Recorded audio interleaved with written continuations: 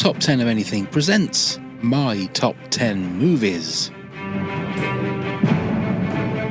Season 1 of a new miniseries where each guest builds their top 10 movie list and defends every pick. It's the ultimate movie challenge, just 10 films to define your taste, your memories, your life. I'm Pav, and together with our guest, we'll relive classics, uncover hidden gems, and maybe even stir up some debate. Let's get into it.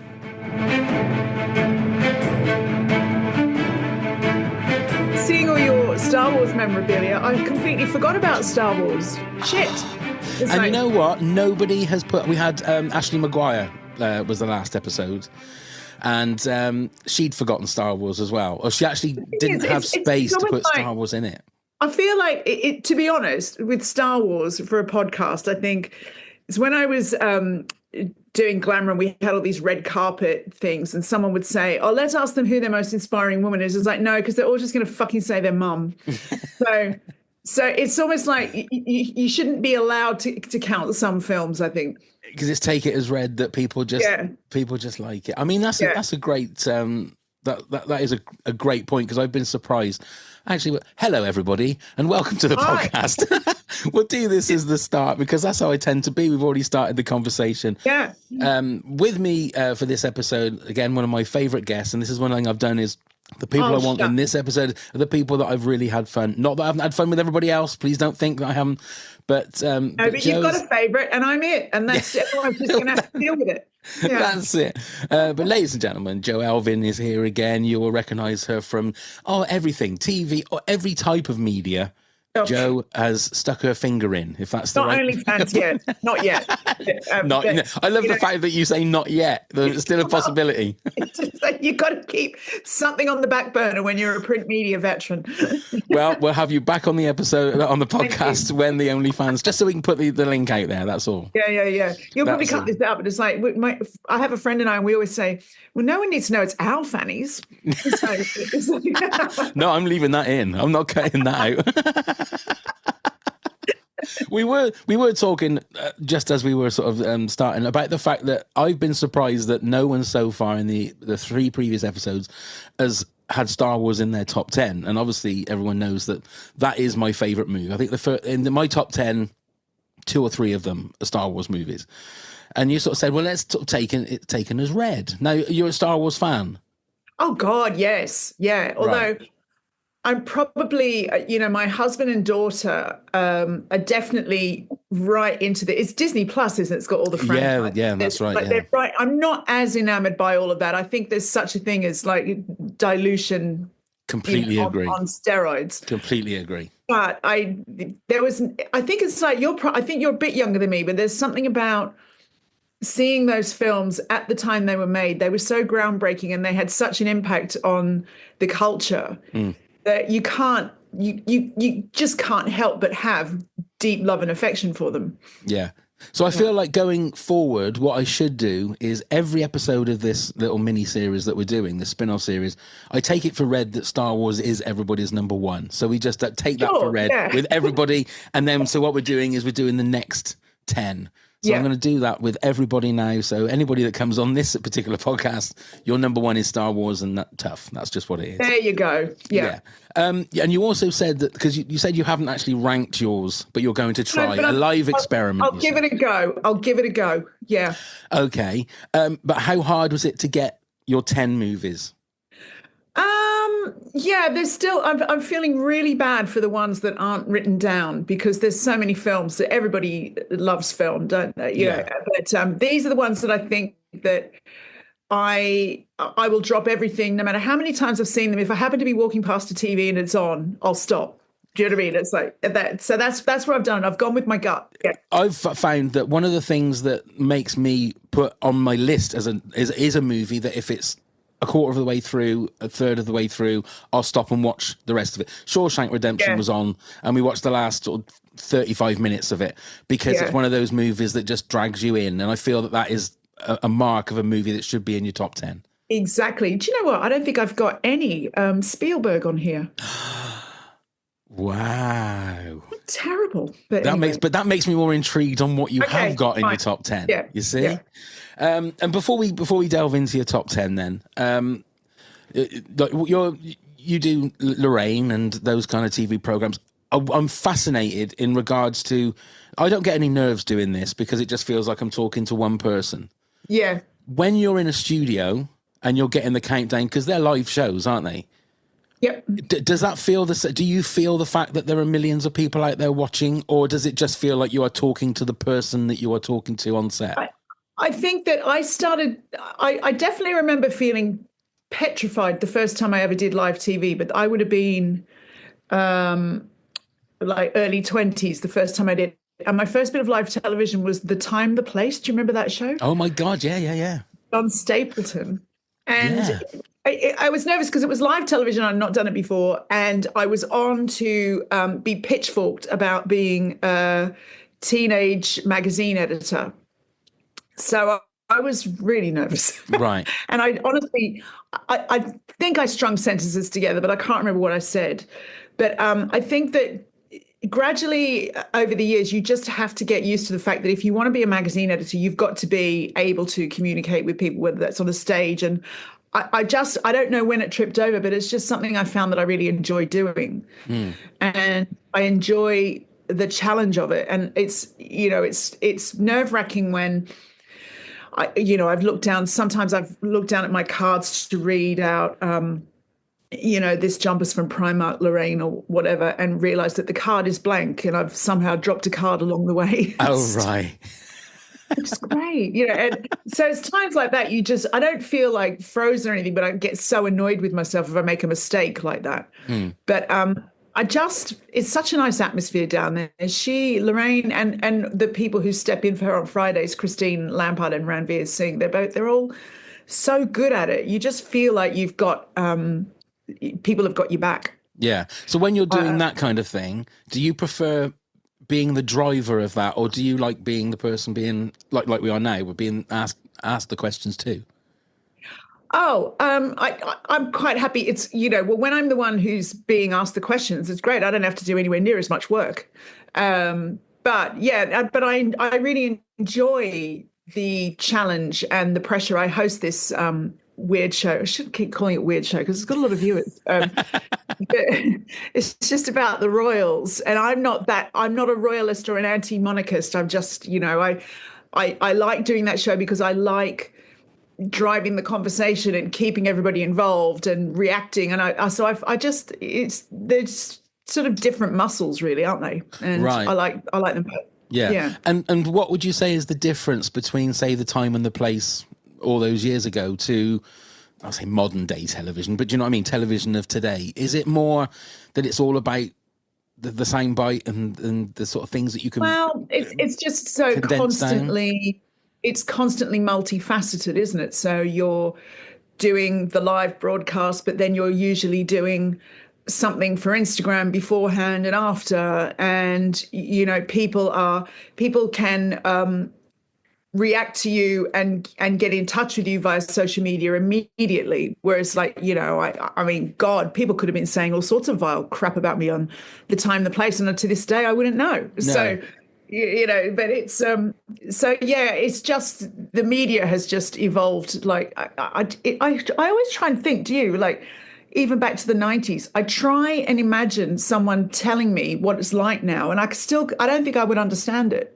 No. I don't think I would understand what people were trying to tell me about the future of media. Because it was also, I was talking to, I can't remember, somebody at work about the fact that he was younger, and I was trying to tell him that things like a Thursday night, Only Fools and Horses was on Thursday night, and you had to make sure that you were sat at the TV at 8 o'clock or whatever it was, because that was when you could watch it. That was the only time. And then you would go and tell everybody about it. TFI Friday with Chris Evans was like the Friday night thing before you went out for a drink. You had to watch that. And it's so interesting, isn't it? Because all of those kind of shows now, if you think about James Corden's show in America, I've never seen an episode of that, but I've seen everything on YouTube from, carpool karaoke. It's like, it's weird, isn't it? It is very weird because I've watched a couple of the guy that used to do the Tonight Show, Johnny Carson. Oh, When yeah. he used to do proper like interviews with people, and it would be a full length interview, whereas now it seems to be like Jimmy Fallon and all those guys, they're doing what they can do to get it up onto YouTube and TikTok. And Yes. it seems a completely different way of doing interviews in inverted Well, commas. and do you ever listen to Conan O'Brien's podcast? Yes, I do. Yeah. It's so good, isn't it? And Yeah. it's like, and he always says he didn't realize what interviewing could be like. Yeah.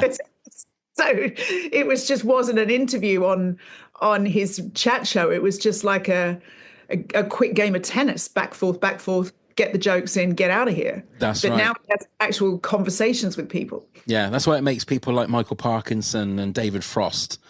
They were masters of their art because they were long form interviews that you just dragged you in. I can remember when both of them used to speak to Muhammad Ali and people like that. And then, well, I was young, so I didn't really know who these people are, but you were fascinated just by the way it is an art. It's definitely an art. Yeah, to do for it. sure. Yeah. Okay. Enough of the chittle chattle. Let's get on. Some more. I know. All day. I'm stuck in Leeds till 5 o'clock this evening. So this could be the longest episode of the podcast ever. Yeah. This could be like the Marvel rollout of all the names that they had. It was 5.5 hours. Did you see that? No, thank God. Did you not? I mean, I was sat. I looked at all the as I normally do. I wake up in the morning. The first thing I do is look at all the movie websites, and they were talking about all these different names. But they said it was a 5.5 hour live stream where they showed one director's chair with Chris Hemsworth's name on it. Right. And then every 12 minutes, they went to another chair to show you who's in like the next Avengers movie. I had the next best thing. I had my daughter live commentating on that for me. So that was really? But people didn't realize what it was until like 3 hours went by, and then 4 hours went by, and then Robert Downey Jr. was in the last chair. So I take it there's no Avengers movies in your top 10 either. Not really, no. I mean, you have fun, Avengers, but I'm going to tell you the story that my husband will be cross if I don't tell you. Okay. It's so embarrassing. It was like years, and honestly, it'd be 20 years ago, and we were watching one of the first incarnations of the Avengers films. Right. And halfway through, I asked Ross, I just said, so when does Steed and all that lot turn up? I thought it was that Avenger. Oh, God. That's how invested I am in the Marvel universe. Fair enough. Fair enough. Oh, dear me. Okay, then. Right then, Joe, hit us with what you think is your 10th favourite. Okay. I'm going to put this one at number 10 because I think about it a lot, but I've never been able to see it more than a couple of times. It seems to have disappeared from the universe and the internet. It's a Chinese film called Rouge. Have you ever heard of it? I've not, no. And it's basically, if you want a good ghost story, which I love, you got to go Asian. Okay. And it's just an incredible, like really creepy, but there's like a romance in there. It's this woman who she and her lover were forbidden from being together in I think the 1920s. So they have a suicide pact. Oh. And then she roams the earth looking for him because they'd agreed to meet in the afterlife. And she ends up living in this flat occupied now by this new couple who get to know the ghost and try and help her. And then in doing so, they figure out that actually he didn't go through with the pact at all. It's just a great ghost story. Okay. 1987. Yeah. Wow. So I probably watched it in like early 2000s. Okay. And are you a horror fan, or is this not classed as really horror? It's more of a thriller kind of thing? It's thriller, macabre, but I'm an intense horror fan. And what kind of horror do you like? Do you like the gory kind, or? I'm quite happy with gory. I think I don't get upset by gore or particularly titillated by it. I'm much more that you'll see. It's like really terrifying supernatural sort of stuff. Right. Okay. So I don't want to preempt anything in the rest of your top 10, but where did you stand on things like the Blair Witch Project and things like that? Because that seemed to me to be very. Some people loved it. I thought it was amazing, but some people like really just didn't get it. Where did you stand on that? I'm going to be really honest with you. I don't think I've ever seen it. Really? Yeah. I don't know why. Really? I think it had so much hype at the time. It was one of those ones where I was like, oh yeah, I'll get to it. And then I just never got to it. But Right. I don't know. I wouldn't mind it, I think, but it's I'm guessing didn't seem like it was that scary, was it? It was the last sort of 15 minutes that Right. was really sort of scary. But the thing was, it was the fact that it was the first movie that really used the internet to promote the movie, because it was like right. everything was Yeah. real. They weren't actors. They were three people that were lost, and they found their tapes. And it was the first. I don't think it was the first found footage, but it was the one that really $40,000 budget, and it made like $40 million. Yeah. Yeah. But it was the first movie I ever watched with my surround sound. So I could hear people screaming behind me, and I thought, what the hell is going on outside in the street? And I was looking out of the curtain, and it wasn't. It was the actual movie, but with I'd never watched a movie like that with surround sound before. Cool. Yeah. So it was like, it was really just, I don't know. I think a lot of it is also the what people had said about it that built it up a lot. Yeah, I had the same thing with The Exorcist. Me and my wife never watched it before, and everyone was going, "It's the scariest movie you'll ever see." Oh my god, it's so... And we watched it, and we went, "Oh, that was nothing. That didn't really feel scary to me." But it's everybody's different tastes, isn't it? That's the thing. Okay, well then I'm going to just get it over with and put it in at number 9 then. What, The Exorcist? Yeah. Okay. I got to stop talking about other movies just in case. I love that film. Okay. It might be because of how young I was when I watched it. But yeah, The Exorcist is still the film that if I think about it at 4 o'clock in the morning, I can get really scared. Really? Because I think it's that thing where it plays on, what happens to us after death. Is there a God? All that sort of stuff. And so it's just, and there are, whether or not they're true or not, but it's sort of like, urban legend stories of real life possessions and all this sort of stuff. And all that kind of stuff fascinates me and absolutely scares the shit out of me. Yeah. So I just found it was all, and also it was the first time, I probably would have been about 8 years old or something. And, hearing someone say your mother sucks cocks in hell, it was like so shocking. It's like, I didn't even know people sucked cocks at that age, let alone in hell. And really, nor should you at 8 years old. Yeah, well, I did after I watched The Exorcist. Well, this is it. Like, you must think they must be talking about something else. Yeah, but I as a horror film, I don't think it's ever been bettered. I think it's what age you watch it. I think that's the thing. I mean, I was put off at a very early age because my dad used to work at the local cinema as a projectionist, and they had The Exorcist there. And that was at the time when St. John's Ambulance were outside because people were fainting, where you had priests and vicars saying, "Don't go in, this is going to corrupt your soul." So it had this whole... They didn't have to spend a penny on what brilliant marketing. On marketing, because people did it for them. It was the same as, Mike Reed in the 80s with Frankie Goes to Hollywood and Wright. Oh, yeah. They would never have sold a copy unless Mike Reed had banned it from the BBC, and they would never have become stars like they were. So I think for me, it was like The Exorcist equaled...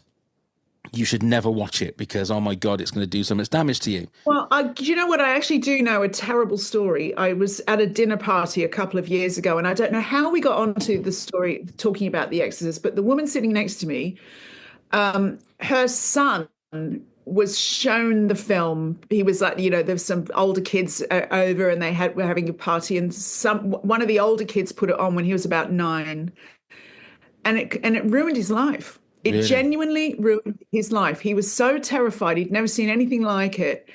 And it did something to his psyche where he still has lots of therapy and counseling for anxiety and depression. And it was all because of this. He just was too young to comprehend, all the special effects of like the green face and the skin, and all of that. And it's just like, I'm sure that's a really extreme, rare case, but film can have that power. And I also feel that it's the same with anything that I don't know about anybody else, but if anybody keeps going on about something, you've got to watch it. It's so good. You've got to watch it. It's so good. Oh, no, that's go, really I don't really want to watch it. So that is why I've never seen Trainspotting. Really?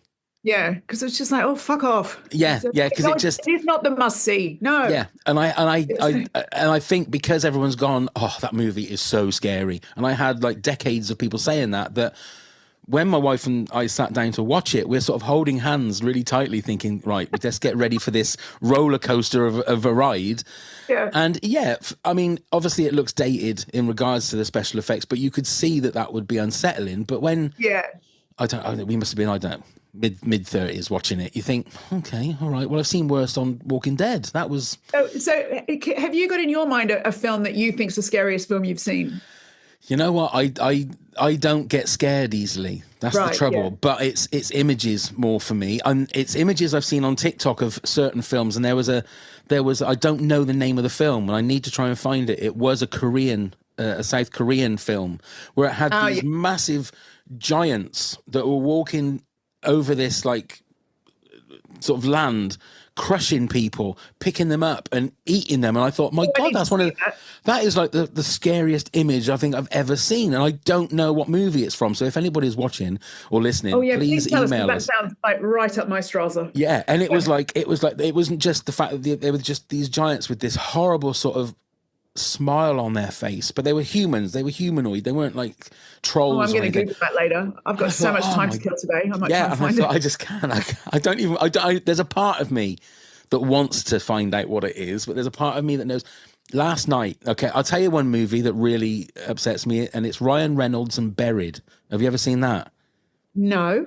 Right, one of the worst things I hate. I'm claustrophobic. If it's buried alive, I'm out. If you can't move your arms. So I had a dream. I was in a dream where I was running down a corridor, couldn't move my arms, got my arms stuck, and there was someone behind me with a gun that was trying to shoot me, and I couldn't move out of the way. And then all of a sudden it transformed into the scene. So Ryan, if you're not going to watch it, is it okay for me to spoil it? Yeah, it's fine. Yeah. So basically all it is Ryan Reynolds wakes up and he's buried in a shallow grave. And he has a phone, and he's trying to phone people, and it is basically him with the phone. That's all the movie is. And he manages to get hold of like the American government, and they're saying, yeah, we know where you are. We're coming to get you. We're coming to get you. And it gets to the point where things start caving in, and he thinks that they're coming to get him, and he's talking to the guy on the phone, and then the guy on the phone goes, oh no, we're at the other guy's site. I'm so sorry. And he's talking to his wife and he's saying, don't worry, baby, I'll be here. And then when he realizes that, and then like everything falls in and it just goes black. That thought that you are in, I'm shaking now just thinking that's probably my worst movie. Sometimes I hear things like that and I think, what sick bastard came up with that? Exactly. It's like I keep an eye on that person.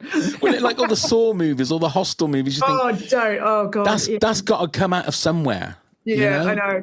Yeah. And you imagine that there's maybe a room full of writers and they're all pissing themselves laughing, going, right, what can we do today? Let's have a go. My great phobia, like more than anything, is snakes. And so Ross still laughs at me because when Snakes on a Plane came out, I've never seen that. But it's like, I kept saying to Ross, genuinely angry, who would come up with this? Exactly. Why have they done this? Exactly. There are some sick bastards out there.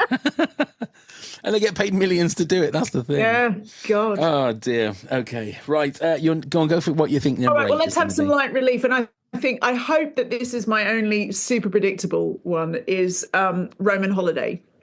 Oh, right. Okay. Oh, have classic. You seen it?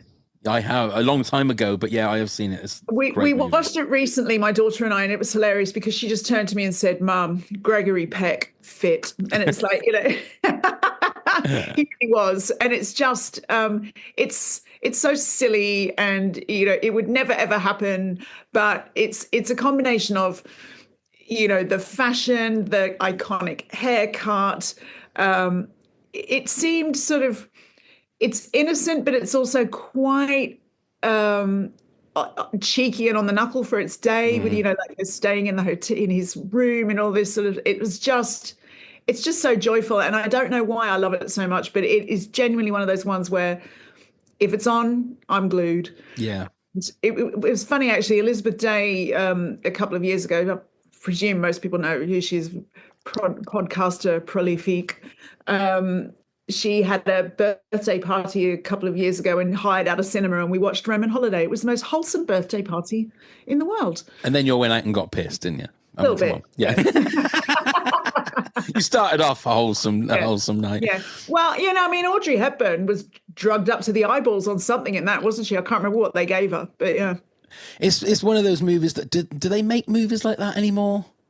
Well, they do, but I don't really like them because they've all been made, and there's nothing that, I remember The Simpsons parodying romantic comedies, coming up with titles like The Wedding Marriage and, and all that. I just don't really, if those films are on, okay, fine, but I've never watched one of those films and then I would just forget them like 2 minutes later. Like your Jennifer Lopez's, your Blake Lively's, it's that genre of film. I can't get excited about it. I must admit, it's funny you say about the fact that those movies have been made. I feel like all movies have now been made. Do you know what I mean? It's very hard to get really, really excited about movies anymore. Yeah, although, okay, so then with that in mind, what I'll do is I'll bring up probably the most recent film on my list is The Zone of Interest. Right. And okay. the reason that one has stayed with me, and I even watched it on a plane on the way to Australia, was funny. Picking up on what you just said, that was the first time in a long time I thought I have never seen anything like this. Right. Have you seen anything like it? I watched the first half an hour of it. Right. And it wasn't that it wasn't good. I just think it's the banality of that family living where they are.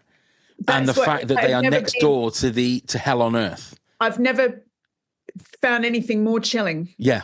Because it's real. It's exactly what happened. Because I read a friend of mine in Australia, her mother survived 4 concentration camps. Wow.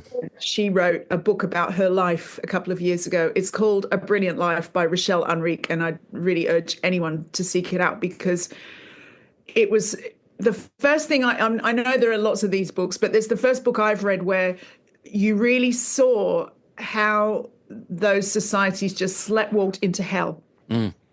Because her parents were going, the Germans, they're smart people. Let's not be hysterical. 3 months later, her grandfather was shot in the head on his doorstep. Do you know what I mean? This was like their normal, lovely, idyllic village life. And I forget what I was going to say, but it was just, that's the thing. It was just like the way that she described, she got to, because she looked relatively healthy and was still fit and strong, she became one of the people who worked in the houses for the German military. So right. It just really resonated with me, those like the young inmates sort of like scurrying around and doing everything to be invisible in the house. And I've read another account where it's just was fact. It's, and what's the actress's name? Is it Sandra Hüller who was in that? Oh, I don't know. I can check that for you. My God, just the most incredible performance of, Yeah, Sandra Hüller. Yeah. Some monsters have nice hair and wear lipstick. It's like it was just incredible. Yeah, I think it got to the point that I was watching it and I thought, I don't think I'm going to be able to stomach this, and I kind of pushed it out.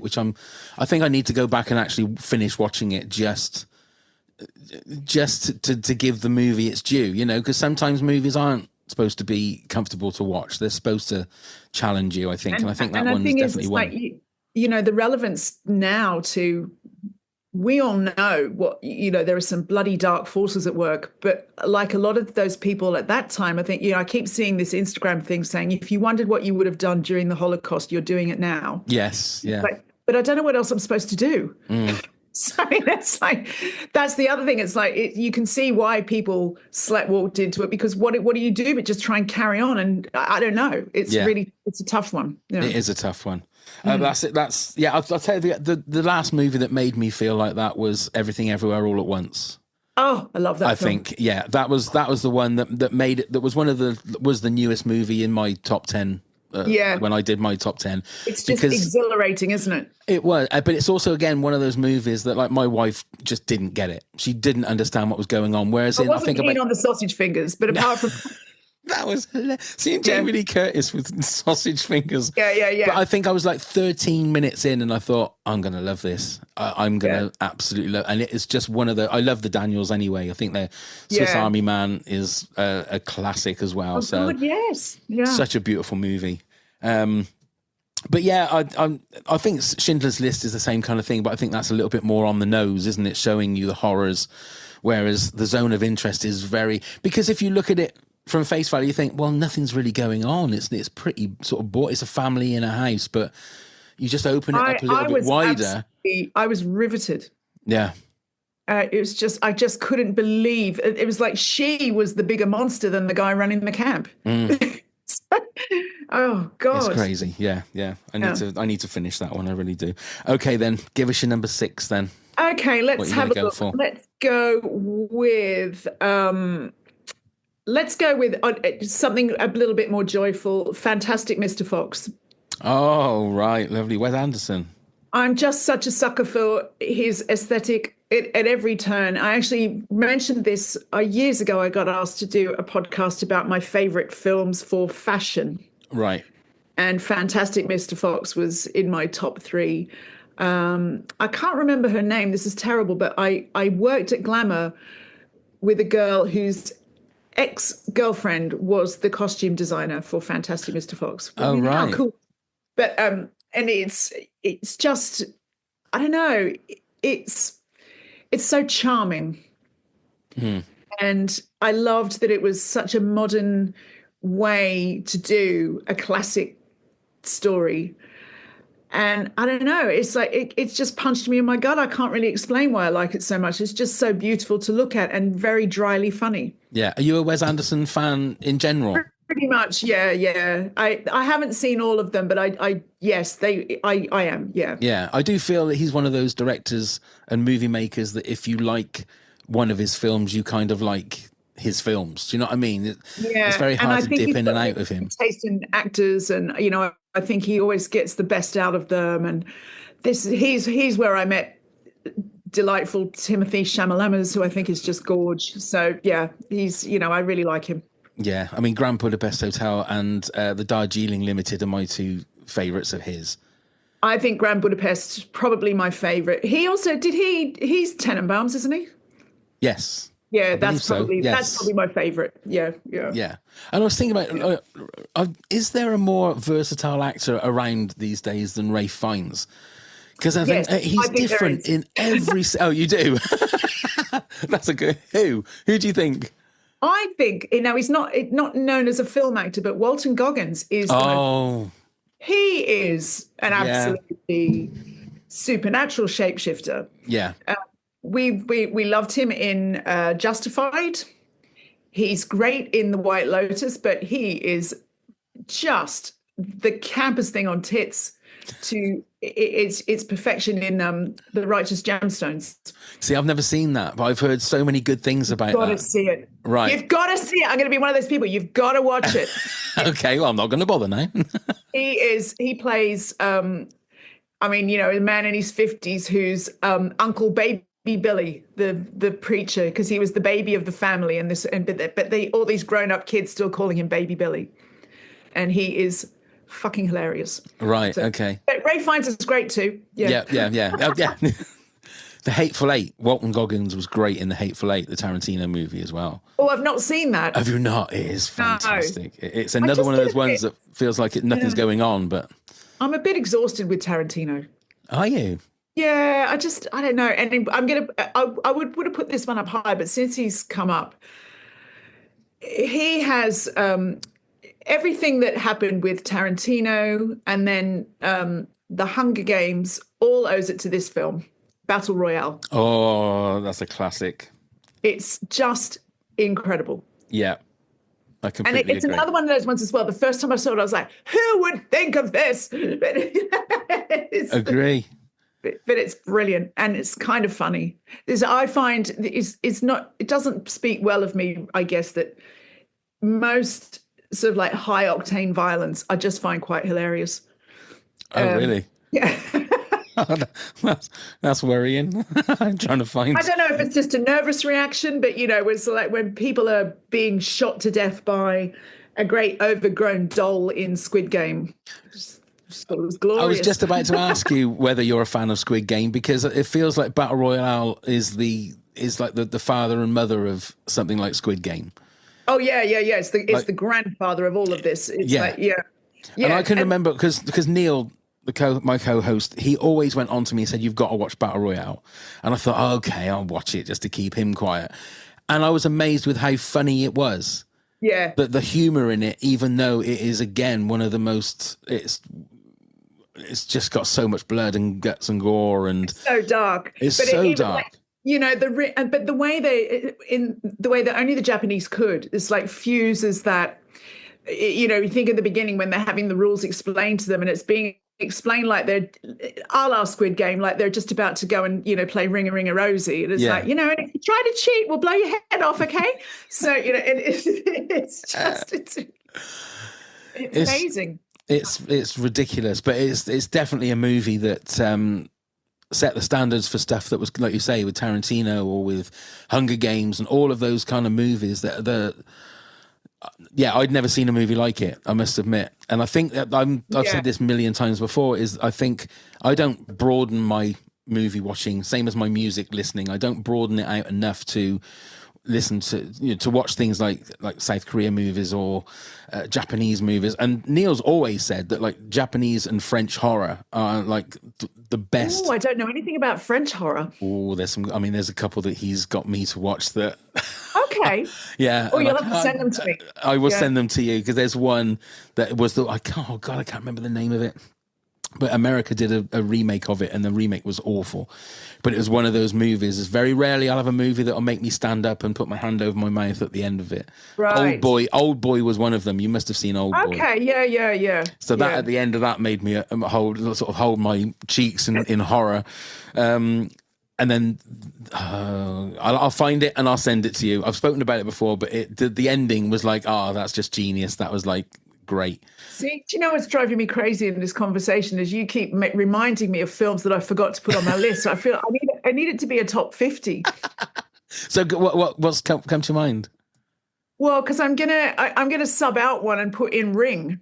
Oh, okay. Now see, that's a movie I've never seen. Ring? I've never seen Ring. Don't bother with the American one. Which is kind of what you have to say for all of them. I don't think there's any of the remakes. Even they called it The Ring. Piss off. Right. It's Ring. Right. So, okay. You know, but it's. I always tease my daughter that she looks like. I think her name is Samira coming out of the well. Oh right. Get a haircut and she won't. She's like, you know, she's like. Yeah. There is nothing. I've never seen anything more unsettling than for people who don't know, it's like you watch this film, this weird video that gets passed around, and you've got a certain amount of days to get somebody else to watch it, or you're going to die. But the video itself is so weird, and it's not scary, but it's just so weird. It's like, and they're just really, really good at that kind of like, what the hell am I watching, and why am I feeling as disturbed as I am? And is it a gory movie? Is it, or is it more a psychological? No, not horror? at all. It's just it's all about the menace, the threat and the menace. Right. And the actual horror character in it is awful.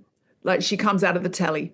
So that's the bit I've seen. I've seen an amazing at one of the Comic-Cons. Someone did that as a costume.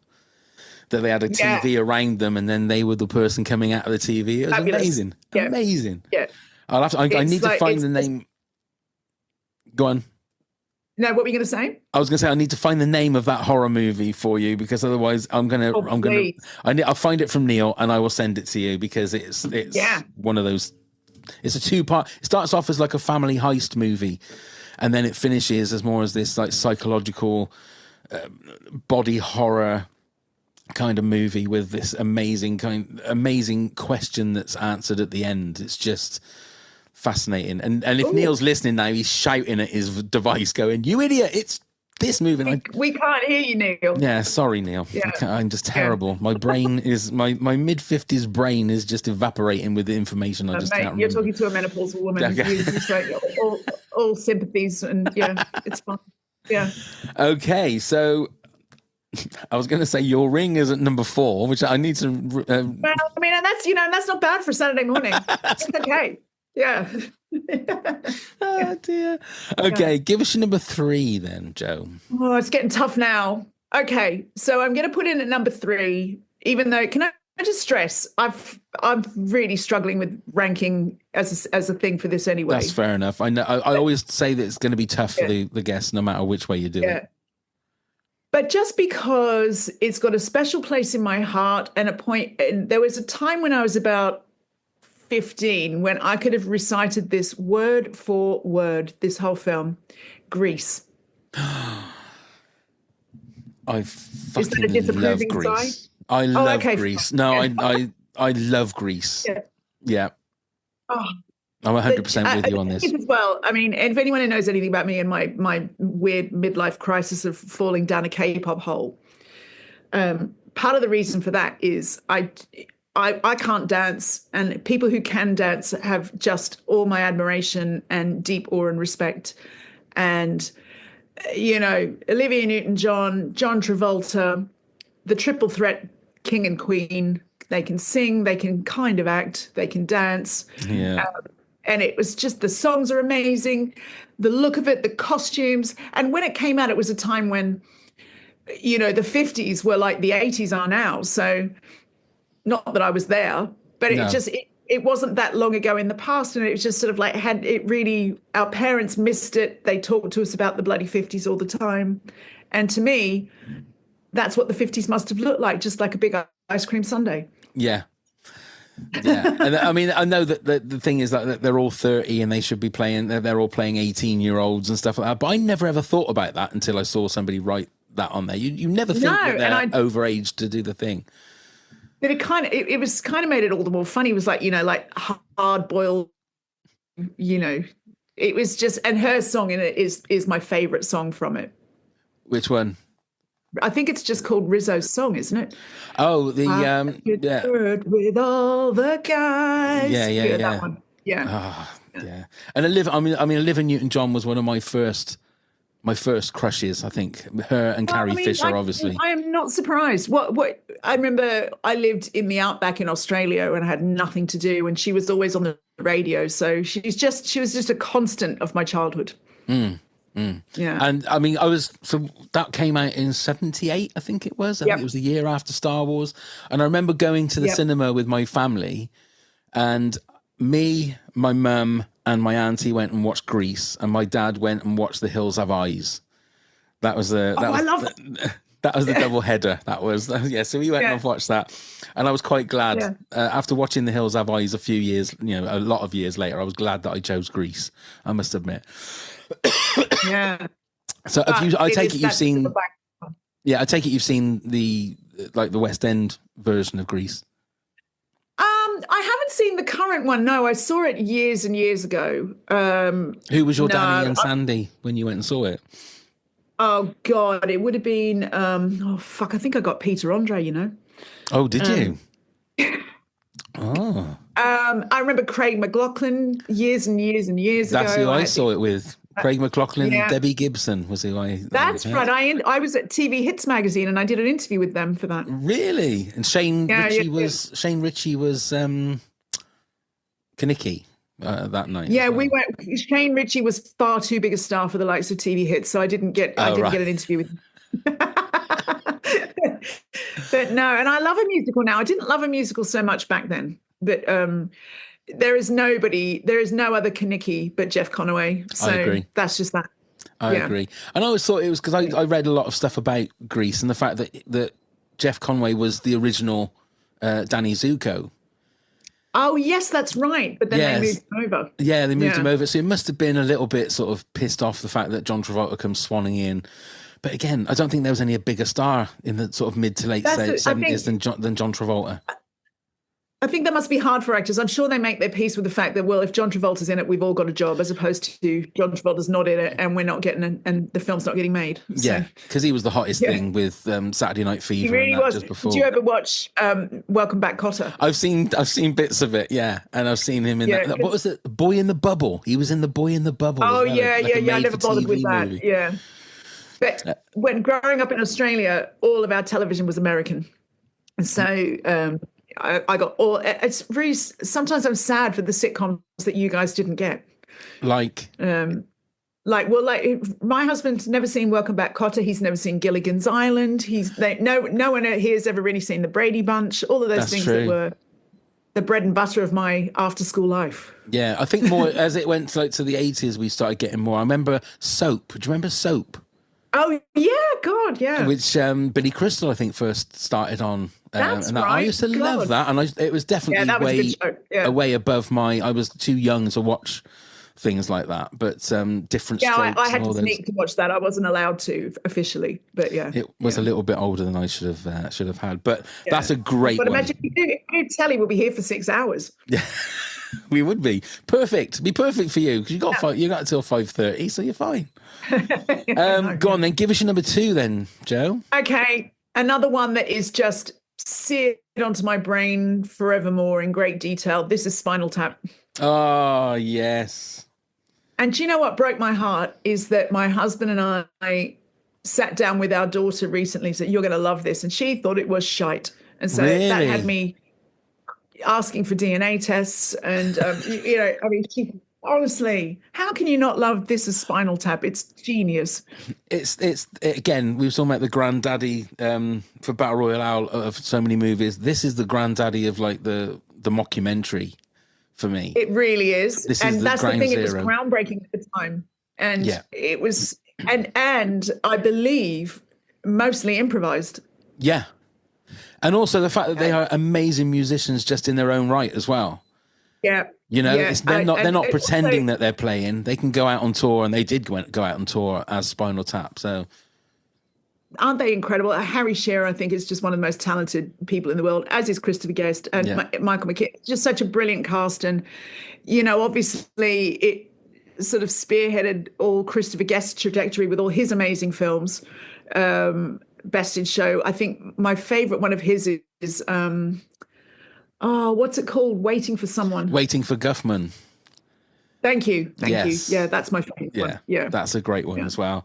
And they're back as well. The sequel's coming out next year, I think it is, or is it later this year? I know. I'm a little bit nervous about that. I'm a little bit nervous. Yeah. I know. I mean, but then if anybody's going to be able to take the piss out of that whole thing of people, like legacy bands coming back once again, true, it's going to be those guys. So I really have got my fingers crossed and hope that they'll do it right. But I'm a little bit nervous with that. We'll wait until we see the trailer. But but they are bloody funny people. So hopefully, good. So good. And I found out Martyrs is the name of that movie. Martyrs. The French one. The French one. Martyrs. Okay. Martyrs. I'm going to look that up. Amazing. So hopefully, I mean, then again, I've told you how great it is. You might watch it and go, this is shit. But I don't know. I will judge you harshly and solely on my opinion of. Of course you are. And I wouldn't want it any other way, Joe. I wouldn't want it any other way. Are you looking? Do you judge people? Are you looking at any of my lists and thinking, God, why did you like that? Absolutely not. Because the one thing I've learned from doing this podcast, whether it's the top 10 with a specific subject, is that everybody's top 10 is right.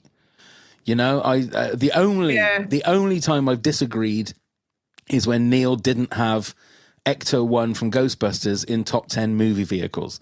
That was the only thing that I said to Neil, you are ridiculous. You know what? Do you ever watch films? I remember sitting down and watching Spinal Tap. I remember sitting down with Evie when she was younger and going, Ghostbusters, you're going to love this. You're going to love this. And I watched and thought, I don't remember this being this shit. I didn't like it. Really? Yeah, it just felt like an extended music video where right at the end, what's his name?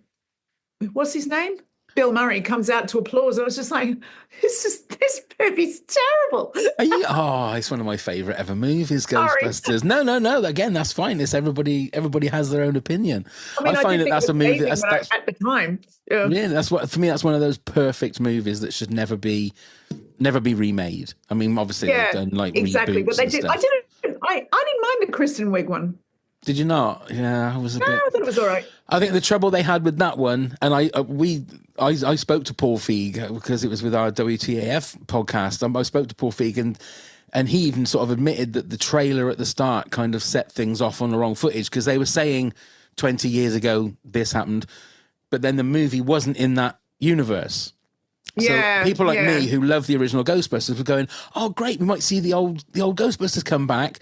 And then Okay, yeah. all the guys were in it, but were different characters. And I thought, you can't sell us with the trailer saying, 20 years ago these guys did this, and then have it completely different. You can't have it both ways. Maybe for me, because I wasn't as emotionally invested in the old one, so I didn't mind that. But I think my favorite bit though is when they sort of like acknowledge when they're reading comments and Kristen Wiig goes, "Ain't no bitches gonna bust no ghosts," because they're just reading all the internet nerds slagging them off. I think that was my favorite thing. Yeah, but then isn't that sort of a thing of the time as well? I've found that with Star Wars movies now, that the Star Wars fandom is so divisive, and the only way that people get clicks online now is by slagging things off. They don't get it. I've often wondered if there's some of the Star Wars stuff hasn't been great, don't get me wrong, but it seems that these guys that make money from clicks and clickbait, they're only doing bad pieces, and this is crap, and this is because of this.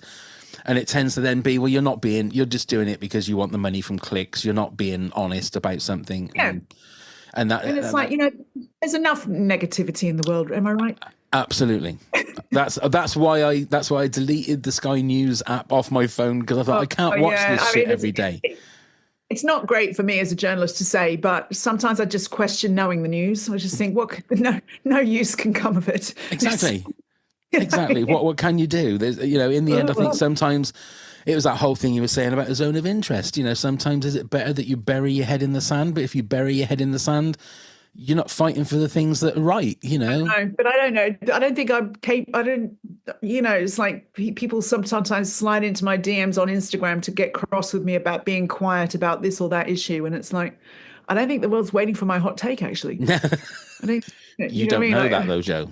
You could end war with one Instagram post. You don't know that. Oh God! Okay. Sorry to add all that pressure on you, but there you go. Now the real pressure. What's my number one film? Exactly. Forget all of that. Forget world peace and ending hunger in the world. We want to know what Joe Elvin's number one movie of all time is. Well, I've gone for violence. Of course you have, and you should. Yeah. Goodfellas. Oh, well, there you go. I feel that's another one of those ones that sort of like should be there, shouldn't it? Should be in a top 10. I know, it's predictable, but it's so compelling, and Ray Liotta is so amazing in it. Joe Pesci's amazing. I'm a sucker for the mob wife fashion stylings. I just think it's brilliant. And I love, obviously The Sopranos sort of like was spawned from this, but I love, again, maybe there's a theme in the things I like. It's like the zone of interest. It's that the banality alongside the dark underworld sort of thing. They're sort of like, these people are actually normal with husbands and wives, and they fight over what's for dinner, as well as then go out and kill someone and stick them in a dumpster. It's like, it's weird. Yeah, it's one of those movies that seems to have, it's got a little bit of humor in it, but it's very black comedy, if you like, if there is humor, but the violence is about extreme as you can get. Joe Pesci, I don't think has ever been better in anything. No. Apart from maybe Home Alone. He's so upsetting in it, isn't he? He is. But so entertaining. Yeah. And he's one of those guys that, I don't know, he's probably 5'3", something like that. He's probably shorter than I am. But you wouldn't want to ever get on the wrong side of Joe Pesci. Oh, no, you can tell that he's really angry. Like, it's almost like Will Ferrell in Elf saying to that guy, God, what's his name? The guy who plays Peter Dinklage. Peter Dinklage, like, oh, he's an angry elf. It's like that's the vibe I get from Joe Pesci. And even if you smile at him, you know that he's going to have a go at you anyway. So you can't win either way. It was interesting what you said. His death in Goodfellas is the most comically anticlimactic moment where he just goes, shit. Yeah. Yes. As he gets shot in the face. Yeah. Spoilers for anybody that hasn't seen it. You were saying just a minute ago about like costume design and stuff like that. Is there any particular movie that is where you have been watching it just normally and then there's bad costume design that has taken you out of a movie? As opposed to like where you sort of laud great costume design. Do you know what? I can't think of anything that's offended me, but I definitely get swept up in the costumes when I love them. Right. One of the films that's I see I do like my Asian culture. Have you seen the film In the Mood for Love?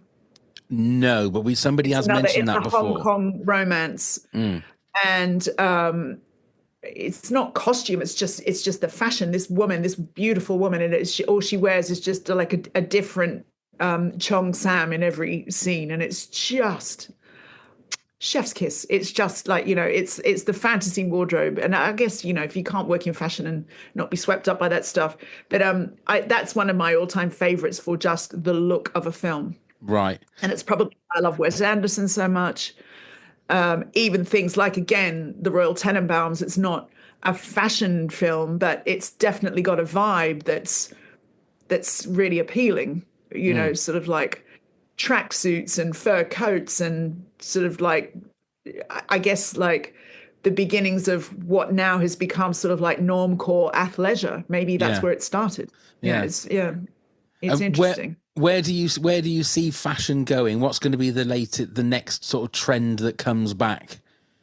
I think what's happening at the moment is a real sort of pendulum swing from, people always, I'm never going to give up athleisure. I'm never going to give up sort of like sporty, suit with trainers. But we're going through it again because of the politics we're going through. There's a real swing back to pretty and glamorous and traditional and conservative.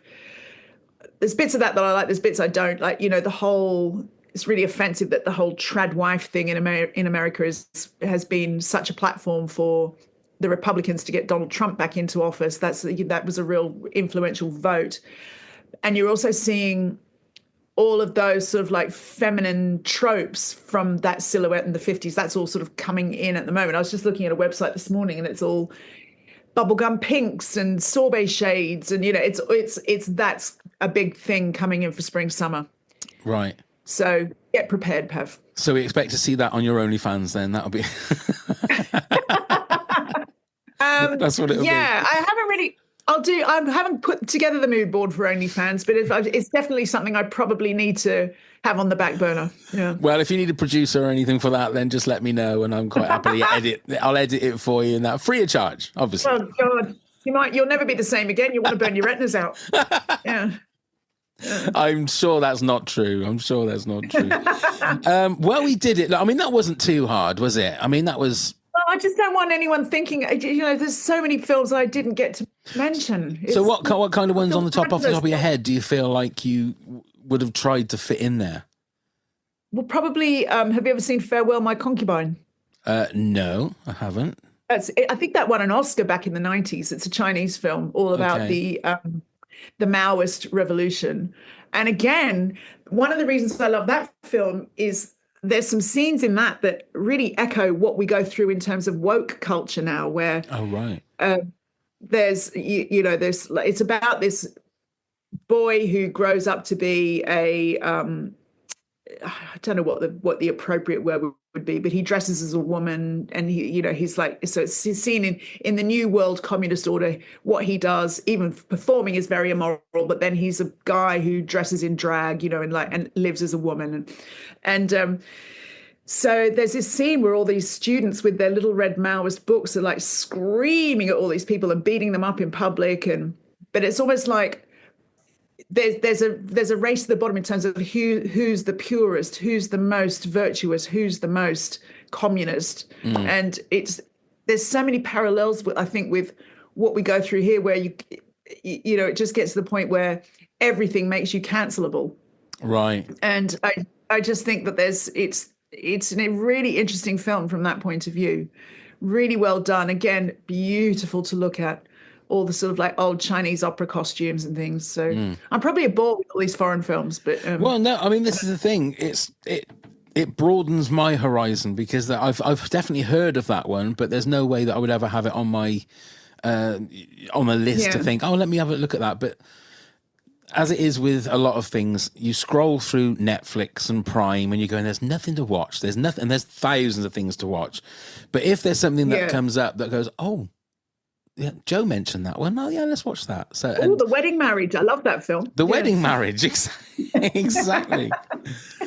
So what, apart from being stuck in a Leeds hotel room for the next 5.5 hours or 6 hours or however long it is, what else have you got that's that you can talk about, Joe? What's going on? Oh, well, I've got I do an Instagram live every Tuesday at 6 p.m. with my friend Donna Ida, where we solve people's problems. It could be fashion, it could be business, it could be career, it could be relationships. And we sort of like chew the fat and take the piss out of each other, but solve problems along the way. Just doing fashion on Lorraine. I probably shouldn't say this, but I'm sort of like, if I say things that'll make it real, I'm kind of starting to actually, for the first time, think properly about writing a book. And I've got some meetings about that this week. Nice. And yeah, just sort of like, you can hear me on Gabby Rosslin's radio show every few weeks. I don't know, just doing, I'll get in trouble if I don't plug Palace Confidential. If you like the Royals, and I'm sure there's a massive crossover with your audience and the Royals. I'm sure there is. We're doing our top Palace 10 royal members of the royal family very soon, I think. I could do that. Yeah. Palace Confidential every Thursday evening on YouTube. Wonderful. So is the best thing just to follow you on Instagram? Please do. Thank you very much. It's at Joe_Elvin. You'll see me wanging on about all my stuff there. I'll put the link in the show notes so people can just click on it. You. And for everybody else, please go to the show notes. It's got all our information. If you want to come and join Patreon, you get the episodes 5 days before anybody else, ad-free, and you can be a guest on the original top 10 episodes. Everything's there, all the different links for merch and all of that kind of gubbins. It's all on there. Joe, once again, it's always a pleasure to speak to you. Always a pleasure to speak to you. Thank you for having me. We need to find another top 10 to do and have you back in the near future. For everybody else, bye. Bye.